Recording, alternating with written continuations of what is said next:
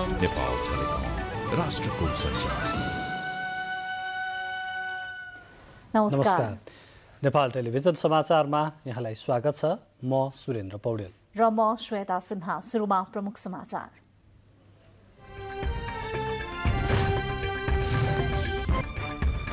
निजगढमा अन्तर्राष्ट्रिय विमानस्थल नबनाउन सर्वोच्चको परमादेश।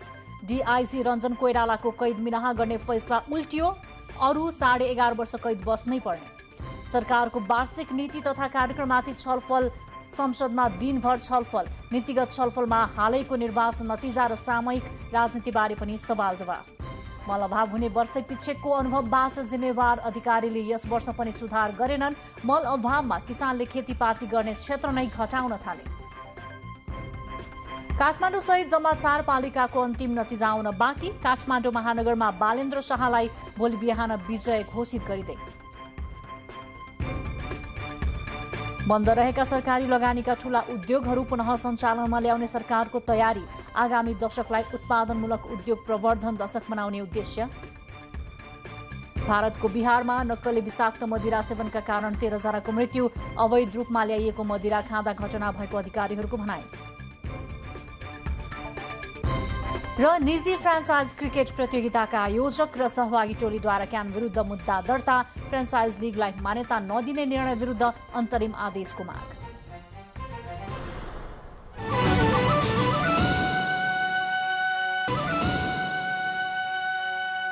समाचार अब विस्तारमा। सर्वोच्च अदालतले बाराको निजगढमा अन्तर्राष्ट्रिय विमानस्थल निर्माण नगर्न आदेश दिएको छ। सर्वोच्चले बारामा अन्तर्राष्ट्रिय विमानस्थल निर्माण गर्ने सरकारका अहिलेसम्मका सबै काम कारवाही तथा निर्णयहरू बदर गरिदिएको छ। न्यायाधीश हरिकृष्ण कार्की, ईश्वर खतिवड़ा, विशम्भर श्रेष्ठ, प्रकाशमान सिंह राउत र मनोज कुमार शर्माको बृहत्पूर्ण इजलासले आज यस्तो फैसला गरेको हो। अदालतले वैकल्पिक अन्तर्राष्ट्रिय विमानस्थल चाहिने भए अन्यत्र खोज्न परमादेश समेत दिएको छ। अदालतको यो फैसलासँगै निजगढ अन्तर्राष्ट्रिय विमानस्थल राष्ट्रिय गौरवको आयोजना प्रभावित भएको छ। वरिष्ठ अधिवक्ता प्रकाशमणि शर्मा र रञ्जु हजुर पाडेले दायर गरेको रिटमा अदालतले आज अन्तिम फैसला गरेको हो। तराईको 4 कोसे झाडीले भरिएको बाराको निजगढमा करिब 24 लाख सालका साना ठूला रुख काटेर विमानस्थल बनाउने सरकारको योजना थियो। वातावरण संरक्षणका लागि क्रियाशील व्यक्ति तथा संस्थाहरूले निजगढमा विमानस्थल बनाउँदा त्यसले वातावरण र वन्यजन्तुलाई अपूरणीय क्षति पुर्याउने भन्दै यो योजनाको विरोध गर्दै आएका थिए।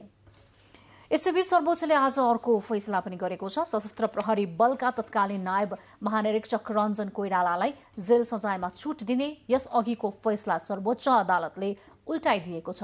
कर्तव्य ज्यान मुद्दामा कैद सजायमा छुट दिने सर्वोच्च अदालतको फैसलालाई सर्वोच्चका कायम मुकायम प्रधान न्यायाधीश दीपक कुमार कार्की, टङ्क मोक्तान र कुमार चुडालको इजलासले यसअघि फैसला उल्ट्याउने फैसला गरेको थियो। यसअघि चोलेन्द्र शमशेर राणा र तेजबहादुर केसीको संयुक्त इजलासले जन्मकैदको सजायमा छुट दिने फैसला गरेको थियो।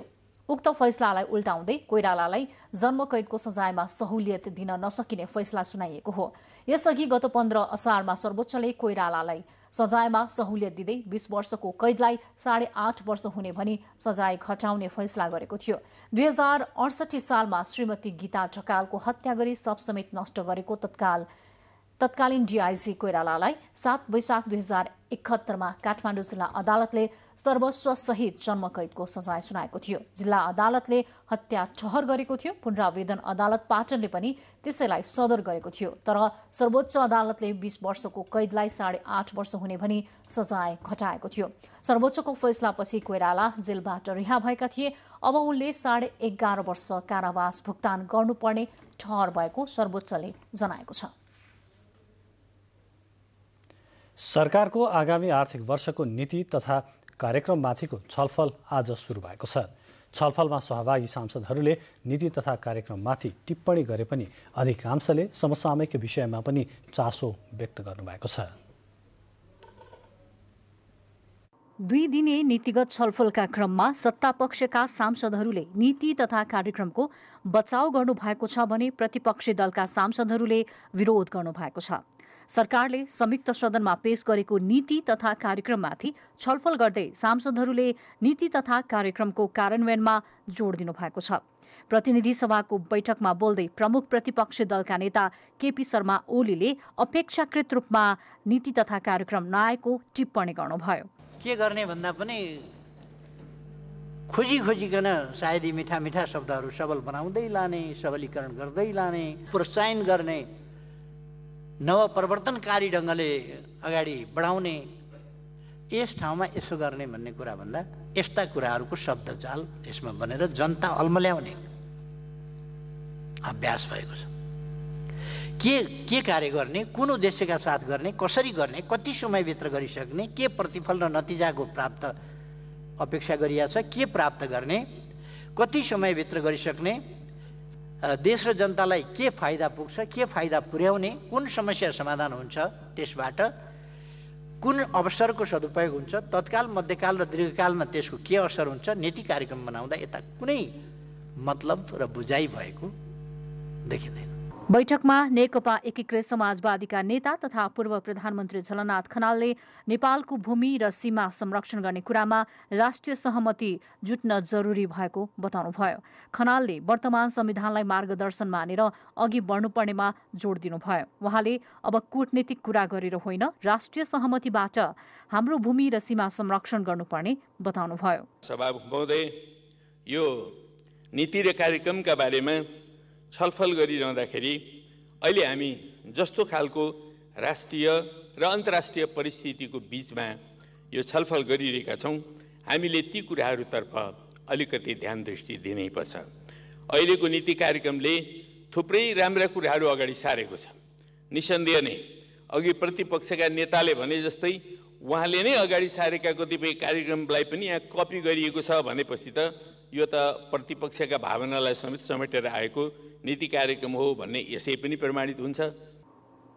त्यसैगरी नेपाली कांग्रेसका सांसद प्रकाश मान सिंहले अघिल्लो सरकारले गर्न नसकेका काम र विद्यमान अर्थतन्त्रका कारण सामना गर्नु परिरहेको परिस्थिति नियन्त्रणका लागि पनि नीति तथा कार्यक्रम मार्फत कार्यक्रम अघि बढाइएकाले यो जनता र राष्ट्रको पक्षमा रहेको बताउनुभयो।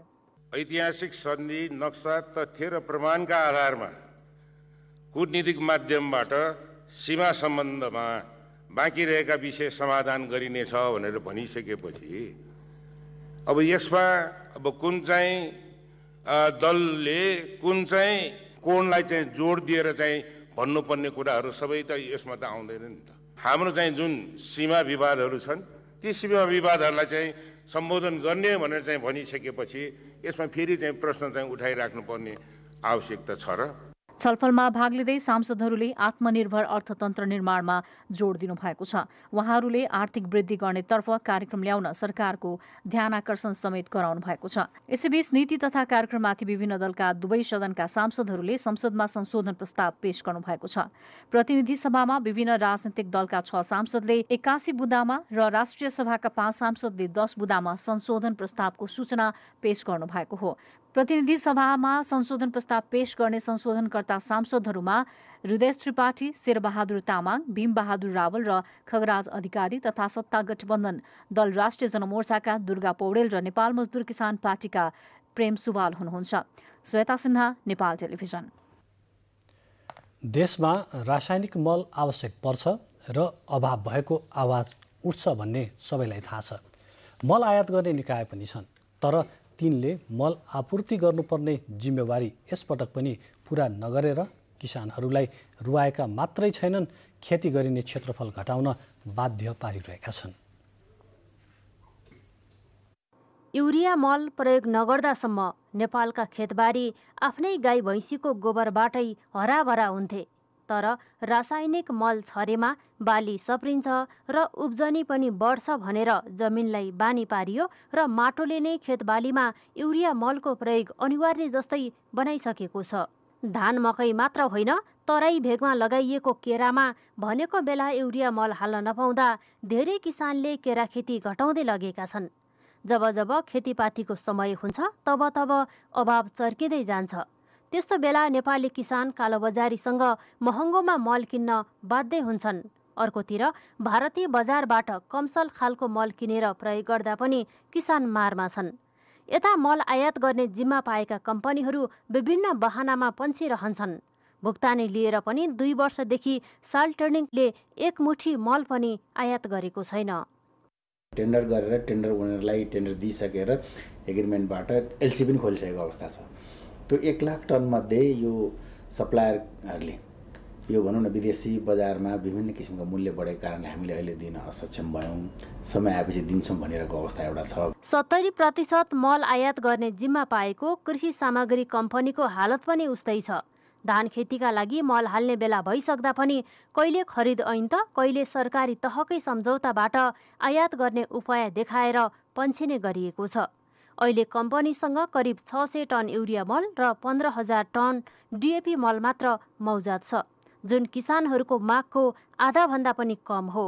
जिटुजी भइदियो भने उहाँहरूले हामी सकेसम्म फास्ट ट्र्याकबाट चाँडोभन्दा चाँडो हामी तपाईँलाई डेलिभरी दिन्छौँ भनेका छन्। अब त्यो चाहिँ अब हामीले त्यो प्रक्रिया पनि हामीले अगाडि बढाइरहेछौँ। सकेसम्म अब यो धान सिजनमा मल अभाव नहोस्। खरिद प्रक्रियामा नै लामो समय लाग्दा समयमा मल ल्याउन नसकेको कृषि मन्त्रालयले जनाएको छ। अन्तर्राष्ट्रिय स्तरमा भएको मलको मूल्य वृद्धिले टेन्डर गरेर मलको जिम्मा लिएका कम्पनीहरूले आयात नगर्दा समस्या भएको मन्त्रालयको भनाइ छ। आयातको जिम्मा लिने कम्पनीले विभिन्न बहाना बनाएर मल नल्याउँदा खेतीपातीको मुखैमा यसपालि पनि किसानहरू मलविहीन हुने अवस्थामा पुगेका छन्। 25,000 मेट्रिक टन डिएपी छ जुन अहिले बन्दरगाहमा आइसकेको छ र युरिया 25,000 मेट्रिक टन चाहिँ त्यो कलकत्ता बन्दरगाहमा प्राप्त हुने क्रममा रहेको छ। त्यसपछि हाम्रो नाकासम्म आइपुग्नलाई थप 15 दिन लाग्ने हामीले जानकारी प्राप्त गरेको छौँ। नेपालमा वार्षिक 500 मेट्रिक टन मल आवश्यक हुने तथ्याङ्क रहेको भए पनि यस वर्ष जम्मा 250 मेट्रिक टन मात्र खरिद भएको छ। रासायनिक मल अभाव भई कृषि उत्पादन घट्दा किसानहरूको जीविकामा मात्र होइन देशको अर्थतन्त्रमा पनि प्रभाव पर्छ। त्यसैले सिजनमै भएको मल हाहाकारलाई सरकारले गम्भीरतापूर्वक लिनुपर्ने र किसानहरूले अविलम्ब मल पाउने प्रबन्ध मिलाउनु पर्नेमा विज्ञहरूले जोड दिएका छन्। क्यामेरामा अनुप घिमिरेको साथमा दुर्गा खड्का, नेपाल टेलिभिजन।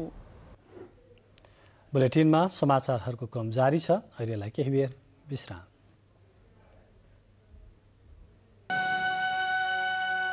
अब बाँकी समाचार। बाजुराको बुढी गंगा नगरपालिकामा पुनः मतदान सञ्चालन गर्न प्रमुख जिल्ला अधिकारी, जिल्ला प्रहरी प्रमुख र सशस्त्र प्रहरीका जिल्ला प्रमुखलाई हटाउन निर्वाचन आयोगले आदेश दिएको छ। वैशाख 30 गतेको मतदानमा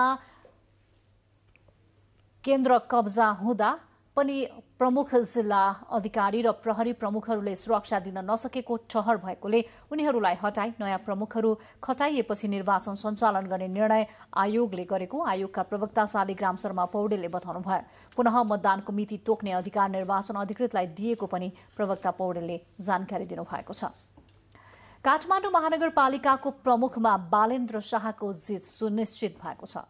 96% मतगणना सम्पन्न हुँदा प्रमुखमा बालेन्द्र शाहले करिब 60,000 भन्दा बढी मत प्राप्त गरिसक्नु भएको छ भने उहाँका निकटतम प्रतिद्वन्दी सृजना श्रेष्ठले 38,063 मत प्राप्त गर्नु भएको छ। उहाँको मतान्तर 22,000 भन्दा बढी रहेको छ। हालसम्म 1,90,000 भन्दा बढी मतको गणना सम्पन्न भएको छ। बाँकी रहेको मत सबै जोड्दा समेत बालेन्द्र शाहको जति नपुग्ने भएपछि बालेन्द्र शाहको जित सुनिश्चित भएको हो। आजसम्ममा मतगणना सम्पन्न गरी परिणाम सार्वजनिक गर्ने मुख्य निर्वाचन अधिकृतको कार्यालयले जनाएको छ। काठमाडौँ महानगरपालिकामा पूर्ण बदरमतको संख्या हालसम्म 8,000 रहेको र आंशिक बदरमतको तथ्याङ्क निकाली नसकिएको मुख्य निर्वाचन अधिकृत राजु कुमार खतिवड़ाले जानकारी दिनुभएको छ। अब काठमाडौँ महानगरपालिकाको नेतृत्व 32 वर्षीय मेयर बालेन्द्र शाहले गर्नुहुने भएको छ। सबै राजनैतिक दलले मुख्य चासोका रूपमा हेरेको महानगरपालिकामा स्वतन्त्र उम्मेद्वार बालेन्द्र शाह निर्वाचित भएपछि महानगर हाँक्ने जिम्मा शाहको काँधमा आएको हो। बालेन्द्र शाहका नामले परिचित 32 वर्षीय बालेन्द्र शाह काठमाडौँ महानगरपालिकाको मेयर पदमा निर्वाचित हुनुभएको छ। काठमाडौँको नरदेवीमा जन्मिएका शाहले सोही स्थानमा रहेको जलजला माविबाट प्रारम्भिक शिक्षाको आरम्भ गर्नुभएको थियो। सिभिल इन्जिनियरिङमा स्नातक र स्ट्रक्चरल इन्जिनियरिङमा स्नातकोत्तर गरेका शाह 2072 सालको भूकम्पपछि इन्जिनियरका रूपमा देशका विभिन्न जिल्लामा पुगेर पुनर्निर्माणको काममा सक्रिय हुनुभएको थियो। उहाँले काठमाडौँकै VS निकेतन कलेजबाट विज्ञान विषयमा 12 कक्षा उत्तीर्ण गर्नुभएको थियो। पढाइसँगै कलेजमा हुने अन्य क्रियाकलापमा समेत सक्रिय रहने शाह मध्यम स्तरको विद्यार्थी भएको कलेजको भनाइ छ। अराउन्ड फर्स्ट डिभिजन अब फर्स्ट डिभिजनको मार्क्स ल्याउने स्टुडेन्ट हुनुहुन्थ्यो। व्यवहारमा विद्यार्थीहरूसँग मिस्ने, स्कुलको एक्टिभिटिजमा भाग लिने, यी सबै कामहरू एज अ नर्मल स्टुडेन्ट जस्तै गर्थ्यो। कुनै एक्स्ट्रा ओभर ट्यालेन्टेड जस्तो त लागेको थिएन। हुन त हामी उहाँको भित्रको पोटेन्सियलिटी पनि धेरै कुरा गर्न सकेनौँ। हामी प्रायः जस्तो फोकस गर्थ्यौँ उनीहरूको टिचिङमा, पढाइमा चाहिँ बढी फोकस गर्थ्यौँ र एक्स्ट्रा कोकरिकुलर एक्टिभिटिजमा पनि हामीले कलेजले दिने एक्टिभिटिजमा उहाँ भाग लिनुहुन्थ्यो। बालेन्द्र शाह कला क्षेत्रमा हिपहप गायकका रूपमा परिचित हुनुहुन्छ। 5 वर्ष अघि भएको स्थानीय तहको निर्वाचनकै दिन अर्थात् 2074 साल वैशाख 31 गते आफ्नो फेसबुकमा मैले आज भोट हालिन, म उम्मेद्वार छैन, मैले सिभिल इन्जिनियरिङमा स्नातक गरेको छु र स्ट्रक्चरल इन्जिनियरिङमा स्नातकोत्तर गर्दैछु। देश कसरी बनाउनु पर्छ भन्ने मलाई थाहा छ, त्यसैले म अर्कोचोटि भोट हाल्नेछु र आफैलाई हाल्नेछु। म मेरो देश आफै विकास गर्छु, मलाई अरू कसैको भर लाग्दैन भन्ने स्ट्याटस लेखेका शाहले 5 वर्ष अघि सार्वजनिक गरेको महानगरका पिता बन्ने सपना पूरा भएको छ। अब घोषणापत्रमा लेखिएको कुरा पूरा हुने समय काठमाडौँवासीले पर्खिन थालेका छन्। क्यामेरामा सुरेन्द्र आचार्यका साथ सलुजा दाहाल, काठमाडौँ। नेपालको हरेक राजनैतिक परिवर्तनमा निर्णायक ठाउँको रूपमा रहेको काठमाडौँ महानगरदेखि स्रोत साधनले सम्पन्न पालिकाहरूमा स्वतन्त्र उम्मेदवारको जितसँगै केही विषयहरू बहसमा आएका छन्। महत्त्वपूर्ण पालिकामा स्वतन्त्र उम्मेदवारले जित्दा मूलधारका दलहरूलाई परेको प्रभावदेखि मतदाताको मनोविज्ञानसम्म र निर्वाचन जितिसकेपछि स्वतन्त्र उम्मेदवारबाट व्यक्त प्रतिबद्धताको कार्यान्वयनसम्मको विषय लिएर बहस हुन थालेका छन्। राजनीतिक रूपले महत्त्वपूर्ण अर्थ राख्ने र सङ्घीय राजधानी समेत रहेको काठमाडौँ महानगरपालिकाको प्रमुखमा स्वतन्त्र उम्मेद्वार बालेन्द्र शाह निर्वाचित हुनुभएको छ। परिणामको औपचारिक पुष्टि हुन भने बाँकी छ। शाह निर्वाचित हुँदा हाई प्रोफाइलका 2 जना उम्मेद्वार सृजना श्रेष्ठ र केशव स्थापितले पराजय भोग्नु पर्यो। अर्कोतर्फ 11 उपमहानगरपालिका मध्ये 3 वटामा पनि स्वतन्त्र उम्मेद्वार नै विजयी भए। धनगढी उपमहानगरपालिकामा स्वतन्त्र उम्मेद्वार गोपाल हमाल निर्वाचित हुँदा कङ्ग्रेस केन्द्रीय सदस्य समेत रहेका निवर्तमान प्रमुख नृपबहादुर वड पराजित हुनुभयो। जनकपुरधाम उपमहानगरपालिकामा पनि स्वतन्त्र उम्मेद्वार मनोज कुमार शाह सुडी निर्वाचित हुँदा सत्ता गठबन्धनको तर्फबाट साझा उम्मेद्वार बनेका निवर्तमान प्रमुख लालकिशोर शाह पराजित हुनुभयो। धरान उपमहानगरपालिकामा स्वतन्त्र उम्मेद्वार हर्कराज राई विजयी हुँदा सत्ता गठबन्धनबाट नेपाली कङ्ग्रेसका उम्मेद्वार किशोर राईले पराजय भोग्नु पर्यो। जबकि महानगर र उपमहानगरपालिकामा सत्तारूढ दलबीच चुनावी तालमेल थियो। यसबाहेक नगरपालिका, गाउँपालिका र ओडाहरूमा पनि स्वतन्त्र उम्मेद्वारहरू विजयी भएका छन्। बहुदलीय गणतान्त्रिक शासन व्यवस्थामा स्वतन्त्र उम्मेद्वारी यही राजनीतिक प्रक्रियाभित्रकै एउटा अभ्यास हो। संविधान अनुसार कुनै पनि नागरिक चुनावी प्रक्रियामा सहभागी हुन पाउँछ। मतदान गर्न र उम्मेद्वार बन्न हरेक नागरिकलाई अधिकार छ। तर बिना संगठन मैदानमा एक्लै होमिएर स्वतन्त्र उम्मेद्वारले दलका आधिकारिक उम्मेद्वारलाई पराजित गर्न सक्नुलाई भने दलहरूले आम मतदाताको मनोविज्ञान बुझ्न नसक्नु वा बुझेर पनि व्यवस्था गर्नुको परिणामका रूपमा अर्थ्याउन थालिएको छ। जनमतको अर्थ स्पष्ट छ, यो दललाई होइन उम्मेद्वारलाई अस्वीकार गरिएको हो। यो कुनै व्यवस्थाप्रतिको वितृष्णा होइन, राजनीतिक दलहरूलाई खबरदारी हो। अझ दलका निर्णायक नेताहरूलाई, दलबाट उम्मेद्वार चयन गर्ने निर्णयकर्ताहरूले पनि अब बुझ्नुपर्छ कि मतदाताले स्वतन्त्र उम्मेद्वारलाई अभिव्यक्त गरेको मत दलहरूप्रतिको असन्तुष्टि होइन, उनीहरूको कामप्रतिको असन्तुष्टि हो। दलहरू कमजोर भएको होइन, दलहरूलाई सुध्रिन दिइएको अवसर हो। आम बुझाइ पनि छ कि स्वतन्त्र उम्मेद्वारहरूले पाएको जनमत दलहरूलाई सुध्रनको लागि दबाव हो। स्वतन्त्र उम्मेद्वारहरूको जितले केन्द्रबाट हुने राजनीतिक हस्तक्षेपलाई पनि चुनौती दिएको छ। आगामी चुनावमा उम्मेद्वार छनौट गर्दा विचार गर है भनेर दलहरूलाई दिइएको सन्देश पनि हो। निर्वाचनमा राम्रो उम्मेद्वार छनौट गर्न निर्वाचन अघिको प्रतिबद्धता निर्वाचनपछि कार्यान्वयन नगर्दाको परिणामबारे सचेत गराउन र मतदाताको सचेतता र सचेतना पुष्टि गर्न दिइएको सन्देशका रूपमा यसलाई बुझ्नुपर्दछ। नेकपा एकीकृत समाजवादीका अध्यक्ष माधव कुमार नेपालले त हेटौडामा आफ्ना कार्यकर्तालाई धरानका नवनिर्वाचित मेयर जस्तो बन्न सुझाव नै दिनुभयो। स्थानीय निर्वाचनमा सबैभन्दा ठूलो दल बनेको कङ्ग्रेसले समेत यो कुरालाई नोटिसमा लिएको छ। कङ्ग्रेस प्रवक्ताको भनाइमा पार्टीले यसलाई नजिकबाट हेरेको छ र कहाँ कमजोरी भयो भनेर समीक्षा गर्नेछ। अन्य दलले पनि आफ्नै दलगत कोणबाट यसबारे समीक्षा गर्लान्। कुनै नारा वा अभियान लिएर होस् या परिवर्तनको एजेन्डा बोकेर मतदाताका मनमा रहेका उकुसमुकुस, असन्तुष्टि र छटपटीलाई स्वतन्त्र उम्मेद्वारहरूले बाचा वा प्रतिबद्धताका रूपमा सम्बोधन त गर्न सके। अब उनीहरूलाई आम नागरिकको प्रश्न छ कि उनीहरूले चुनावताका व्यक्त प्रतिबद्धता अनुसार काम गर्न सक्छन्? यसको जवाफ बोलेर होइन गरेर दिन सक्नुपर्ने हुन्छ। बालेन्द्र शाहकै शब्दमा भन्दा अबको बाटो सहज छैन, वास्तविक परीक्षा अब सुरु हुनेछ। निराजन खनाल, नेपाल टेलिभिजन। पोखरा महानगरपालिकाका नवनिर्वाचित पदाधिकारीहरूको प्रमाणपत्र वितरण तथा शपथ ग्रहण समारोह सम्पन्न भएको छ। शपथ ग्रहण समारोहमा नवनिर्वाचित नगर प्रमुख धनराज आचार्यलाई मुख्य निर्वाचन अधिकृत श्री कृष्ण भट्टराईले गोपनीयताको शपथ ग्रहण गराउनु भयो। त्यसै गरी उपप्रमुख मञ्जुदेवी गुरुङ र 33 वडाका अध्यक्षसहित सबै वडा सदस्यहरूलाई प्रमुख आचार्यले गोपनीयताको शपथ गराउनु भयो।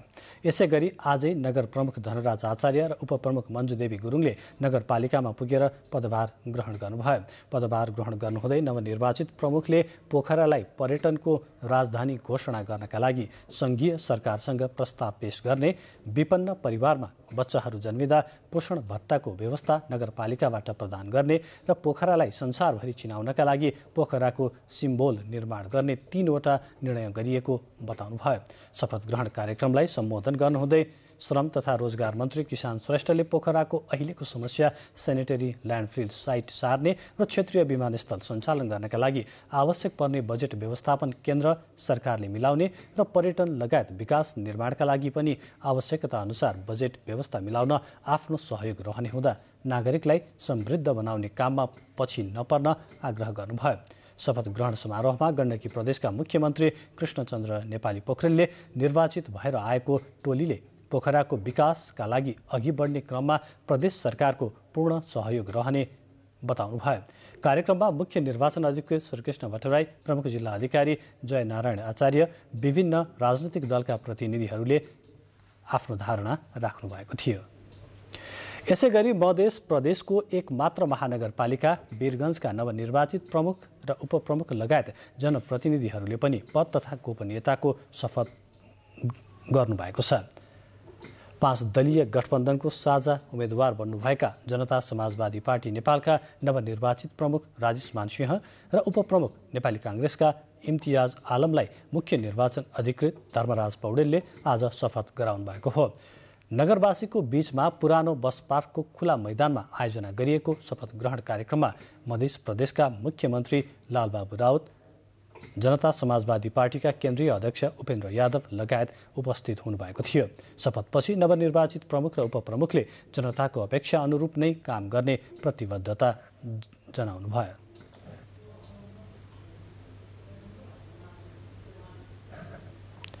बुलेटिनमा समाचारहरूको क्रम जारी छ। अहिलेलाई फेरि केही बेर विश्राम। अब बाँकी समाचार। देशभर पछिल्लो 24 घण्टामा थप 21 जनामा कोरोना संक्रमण पुष्टि भएको छ। पछिल्लो 24 घण्टामा 3628 जनाको नमूना परीक्षण गरिएको थियो। 2025 जनाले पीसीआर र 1603 जनाको एन्टिजेन विधिबाट परीक्षण गरिएको स्वास्थ्य तथा जनसंख्या मन्त्रालयले जनाएको छ। सो अवधिमा 13 जना कोरोना भाइरसबाट संक्रमण मुक्त भएका छन्। हाल सक्रिय संक्रमितको संख्या 129 रहेको छ।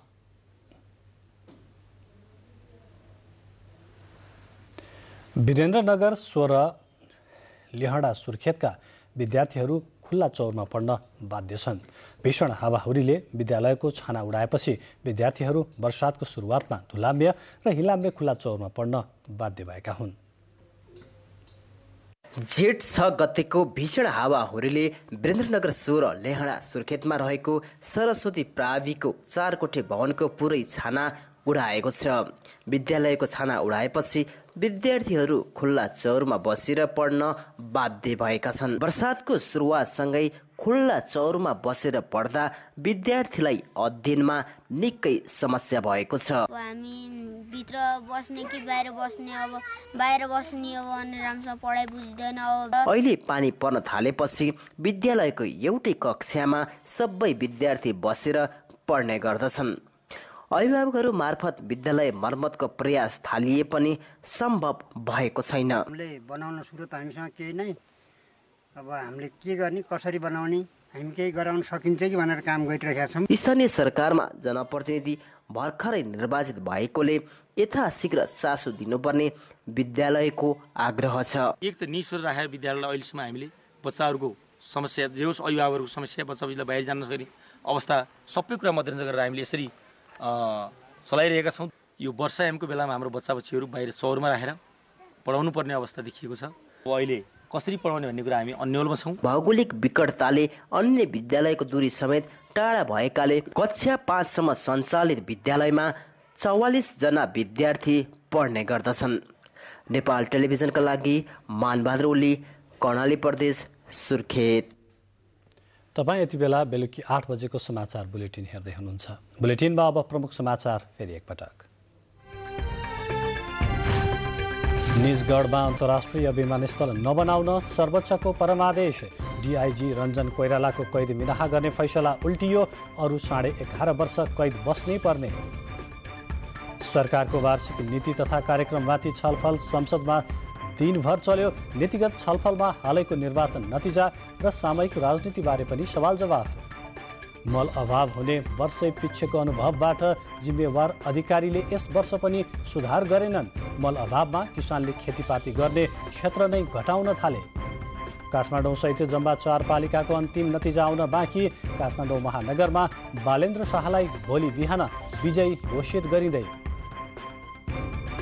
बन्द रहेका सरकारी लगानीका ठूला उद्योगहरू पुनः सञ्चालनमा ल्याउने सरकारको तयारी। आगामी दशकलाई उत्पादनमूलक उद्योग प्रवर्धन दशक मनाउने उद्देश्य। भारतको बिहारमा नक्कली विषाक्त मदिरा सेवनका कारण 13 जनाको मृत्यु। अवैध रूपमा ल्याइएको मदिरा खाँदा घटना भएको अधिकारीहरूको भनाइ। र निजी फ्रेन्चाइज क्रिकेट प्रतियोगिताका आयोजक र सहभागी टोलीद्वारा क्यान विरुद्ध मुद्दा दर्ता। फ्रेन्चाइज लिगलाई मान्यता नदिने निर्णय विरुद्ध अन्तरिम आदेशको माग। स्थानीय तहको निर्वाचन सकिए लगतै खोटाङमा किराँत समुदायको महाचाड साकेला उभौलीको रौनक छाएको छ। अहिले किराँत समुदायको बसोबास रहेको हरेक टोलमा ढोल, झ्याम्टा र साकेला गीत गुन्जन थालेको छ। जिल्लाको प्रमुख व्यापारिक केन्द्र दिक्तेल बजारमा अहिले हरेक दिन साकेला सिल्ली प्रदर्शन भइरहेको छ। खेतीपाती सप्रियोस्, रोगव्याधि नलागोस्, प्राकृतिक विपत्ति नपरोस् भन्ने कामना सहित पितृ र भूमिको पूजाआजा गर्दै महिना दिनसम्म उभौली मनाउने चलन छ। मौलिक परम्परागत वेशभूषामा सजिएर गोलो घेरा भई ढोल र झ्याम्टाका तालमा साकेला गीत गाउँदै साकेला सिली नाच्ने गरिन्छ। साकेला चाड वर्षमा 2 पटक अर्थात् अन्नबाली छर्ने बेला वैशाख पूर्णिमादेखि उभौली र उठाउने बेला मङ्सिरे पूर्णिमादेखि उधौली मनाउने गरिन्छ। वर्षा र सहकालका देवता रातो मच्छिन्द्रनाथको यही जेठ 18 गते बुधबारका दिन रथ यात्रा गरिने भएको छ। ललितपुरको मंगल बजार स्थित 16 खुट्टे पाटीमा कुठी संस्थानका प्रतिनिधि मच्छिन्द्रनाथ र मीननाथका पुजारी तथा 4 जना ज्योतिषहरू बीच छलफल गरी 18 गतेका लागि रथ तान्ने शुभ साइत निकालिएको हो। हाल लगनखेलको थती टोलमा रहेको मच्छिन्द्रनाथ र मीननाथको रथलाई 18 गते तानेर जावलाखेल पुर्याएको 4 दिनपछि भोटो देखाउने जात्रा सम्पन्न गरिनेछ। भोटो देखाउने जात्रासँगै रातो मच्छिन्द्रनाथको सम्पूर्ण जात्रा सम्पन्न हुने गर्दछ। अब मुलुक बाहिरको प्रसंग। भारतको पूर्वी राज्य बिहारमा नक्कली मदिरा सेवनका कारण झण्डै 13 जनाको मृत्यु भएको छ। घटना दक्षिण बिहारको औरंगाबाद र गया जिल्लामा भएको स्थानीय सञ्चार माध्यमहरूले जनाएका छन्। बिहार राज्यका मुख्यमन्त्री नीतीश कुमारले मदिराको बिक्री र उपभोगमा प्रतिबन्ध लगाएपछि विगत धेरै वर्षदेखि सुक्खा राज्यको रूपमा बिहारलाई चर्चा गरिने गरिएको छ। तर छिमेकी राज्यबाट खरिद गरी बिहारमा गोप्य रूपमा अवैध मदिराको कारोबार भइरहेको छ। विषाक्त मदिरा सेवनबाट मृत्यु हुनेहरूको संख्या अझ धेरै भएको अनुमान गरिएको छ। मदिरा सेवन गर्नेहरूले बान्ता हुने, पेट दुख्ने र कम देख्ने समस्या बताएका छन्। यसैबीच भारतको राष्ट्रिय मानवाधिकार आयोगले बिहारमा भएको उक्त घटनाबारे सरकारलाई ध्यानाकर्षण पत्र पठाएको समाचार छ। बाँकी समाचार अघि छोटो विश्राम।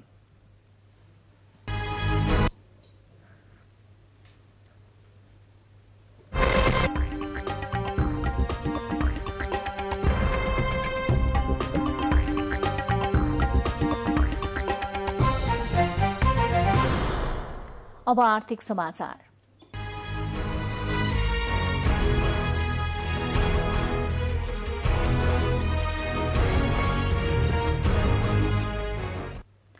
सरकारले बन्द रहेका सरकारी लगानीका ठूला उद्योगहरू पुनः सञ्चालनमा ल्याउने तयारी थालेको छ। उद्योग, वाणिज्य तथा आपूर्ति मन्त्रालयले पहिलो चरणमा 7वटा सरकारी उद्योगलाई सञ्चालनमा ल्याउने तयारी थालेको हो। सरकारले लामो समयदेखि बन्द रहेका ठूला सरकारी उद्योगहरू पुनः सञ्चालनमा ल्याउने तयारी गरेको छ। उद्योग, वाणिज्य तथा आपूर्ति मन्त्रालयले उद्योग पुनः सञ्चालनमा ल्याउने मोडालिटी तयार गरिरहेको छ। सरकारको नीति तथा कार्यक्रममा पनि बन्द रहेका उद्योगहरू पुनः सञ्चालनमा ल्याउने लक्ष्य लिएको छ। गोर्खाली रबर उद्योग, जनकपुर चुरोट कारखाना, नेपाल ओरिएन्ट म्याग्नेसाइट प्राली, बुटोल धागो कारखाना, विराटनगर जुट मिल र हेटौडा कपडा उद्योगलाई पुनः सञ्चालनमा ल्याउने अध्ययन गरिरहेको छ। आफ्ना उद्योगहरू मार्फत राष्ट्रिय उत्पादन बढाउने र राष्ट्रिय उत्पादनको उपभोग पनि बढाउने र निर्यातका निमित्त पनि गुणस्तरयुक्त बनाउने र उसको लागत कम गर्ने। एकातिर हामीले दिने इन्सेन्टिभका विविध उपायहरू के हुन सक्छन्, प्रविधिमा कसरी हामी सहयोग गर्न पुर्याउन सक्छौँ, यो विषयहरूलाई हामीले अब यसलाई एउटा दशकका रूपमा हेरौँ भनेका छौँ। नीतिगत रूपमा हामी स्वदेशको उत्पादन बढाउने, स्वदेशमा रोजगारी बढाउने र आयातलाई प्रतिस्थापित गर्दै जाने हाम्रो यो उद्देश्य हो भने यो उद्देश्यलाई हेर्नका निमित्त 10 वर्षीय कार्यक्रम पनि राख्नुपर्छ। एक दशकभित्र आगामी दशकलाई उत्पादनमूलक उद्योग प्रबन्धन दशक मनाउने उद्देश्यले बन्द उद्योगहरू सञ्चालनमा ल्याउने तयारी सरकारले गरेको हो। बन्द रहेका 7 ठूला उद्योग निजी क्षेत्रको सहभागितामा पुनः सञ्चालन गर्ने योजना अगाडि बढाइएको मन्त्रालयले जनाएको छ।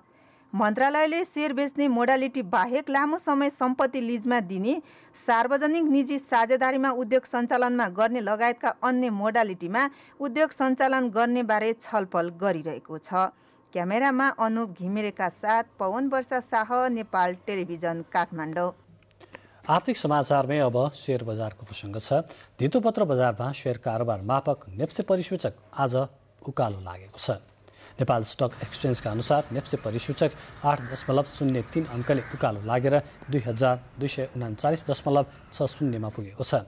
त्यस्तै ठूला कम्पनीको शेयर कारोबार मापन गर्ने सेन्सिटिभ परिसूचक 1.39 अङ्कले उकालो लागेर 436.47 मा पुगेको छ। आज कुल 222 कम्पनीका 23,24,665 किता शेयर 88,98,34,908 रुपैयाँमा कारोबार भएको छ। नेप्सेका अनुसार कारोबारका आधारमा मेगा बैंक शीर्ष स्थानमा रह्यो। सो बैंकको 5,42,14,462 रुपैयाँ बराबरको शेयर कारोबार भयो।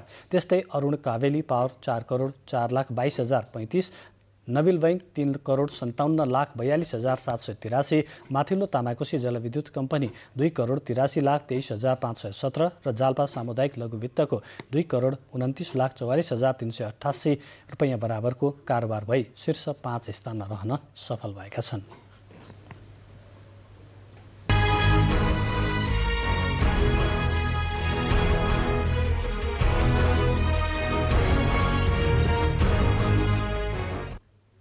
अब खेल समाचार।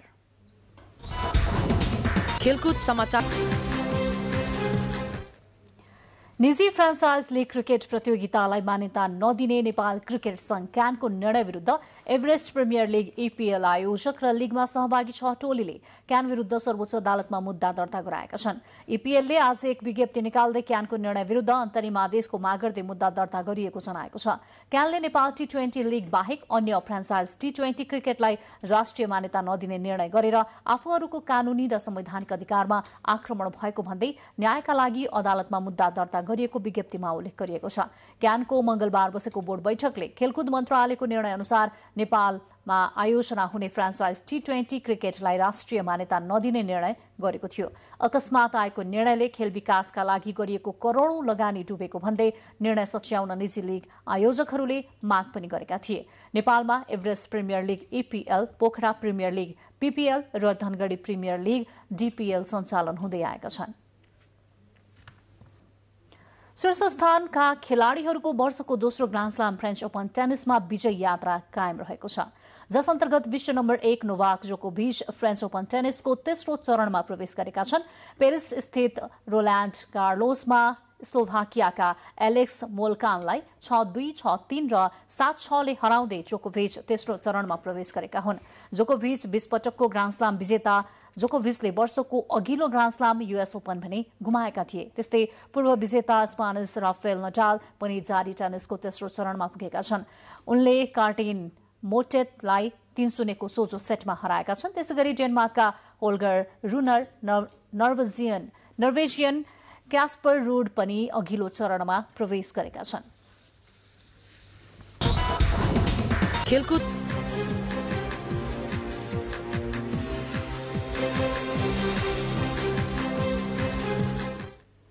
अब मौसम। देशका पहाड़ी भूभागमा आज राति आंशिकदेखि सामान्य बदली रही बाँकी भूभागमा आंशिक बदलीदेखि मौसम सामान्यतया सफा रहने र प्रदेश 1 गण्डकी प्रदेशका 1-2 स्थानमा मेघ गर्जन सहित हल्का वर्षाको सम्भावना रहेको मौसम पूर्वानुमान महाशाखाले जनाएको छ। काठमाडौँमा आज राति न्यूनतम तापक्रम 13 र 15 तथा भोलि दिउँसोको अधिकतम तापक्रम 26 र 28 डिग्री सेल्सियस बीच रहने अनुमान गरिएको छ। अब मौसम सम्बन्धी थप विवरण।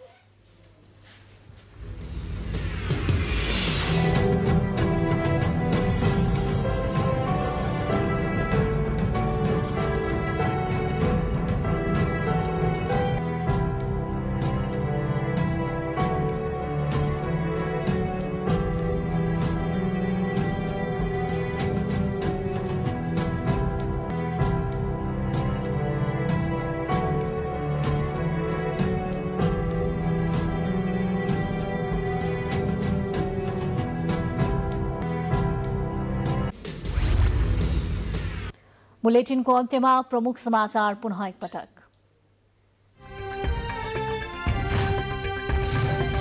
निजगढमा अन्तर्राष्ट्रिय विमानस्थल नबनाउन सर्वोच्चको परमादेश। DIG रञ्जन कोइरालाको कैद बिनाहा गर्ने फैसला उल्टियो। अरू 11.5 वर्ष कैद बस्नै पर्ने। सरकारको वार्षिक नीति तथा कार्यक्रममाथि संसदमा दिनभर छलफल। नीतिगत छलफलमा हालैको निर्वाचन नतिजा र समसामयिक राजनीतिबारे पनि सवाल जवाफ। मल अभाव हुने वर्षै पिछेको अनुभवबाट जिम्मेवार अधिकारीले यस वर्ष पनि सुधार गरेनन्। मल अभावमा किसानले खेतीपाती गर्ने क्षेत्र नै घटाउन थाले। बाजुराको बुढीगंगा नगरपालिकामा CDO र प्रहरी प्रमुखहरू फेरेर पुनः मतदान गर्न निर्वाचन आयोगको आदेश। दिन तोक्ने अधिकार निर्वाचन अधिकृतलाई। काठमाडौँ सहित जम्मा 4 पालिकाको अन्तिम नतिजा आउन बाँकी। काठमाडौँ महानगरमा बालेन्द्र शाहलाई भोलि बिहान विजयी घोषित गरिँदै। भारतको बिहारमा नक्कली विषाक्त मदिरा सेवनका कारण 13 जनाको मृत्यु। अवैध रूपमा ल्याइएको मदिरा खाँदा घटना भएको अधिकारीहरूको भनाइ। र निजी फ्रान्चाइज क्रिकेट प्रतियोगिताका आयोजक र सहभागी टोलीद्वारा क्यान विरुद्ध मुद्दा दर्ता। फ्रान्चाइज लीगलाई मान्यता नदिने निर्णय विरुद्ध अन्तरिम आदेशको माग। अवस्था समाचार अहिलेलाई सकिएको छ। बिदा दिनुहोस्। नमस्कार।